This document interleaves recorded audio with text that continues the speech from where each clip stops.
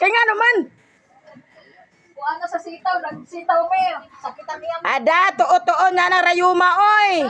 Ang kanang dili mo kuan sa sitaw kay rayumahon nako, kainan mo na kainan na sitaw kay mawagtang jud na. Ay na mo na kainan para upan di ka na makalakaw.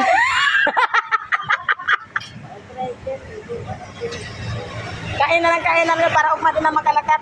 Dili ba? Kaya siyempre arayuma kontrahon man gud ba? Kaya pag imo gyud na makontra, mawagtang jud na.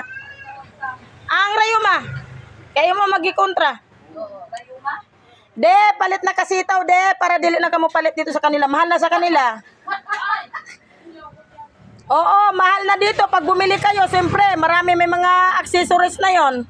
Dito sa kuha, 25 ra. Dapat mag-untane, git-30 na ako ning sitaw, oy.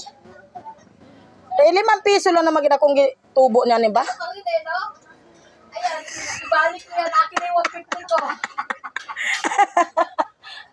Ayaw intawan, no? Joke-joke lang to, may ibalik niya. Unom katali, oy. Unom katali ba to?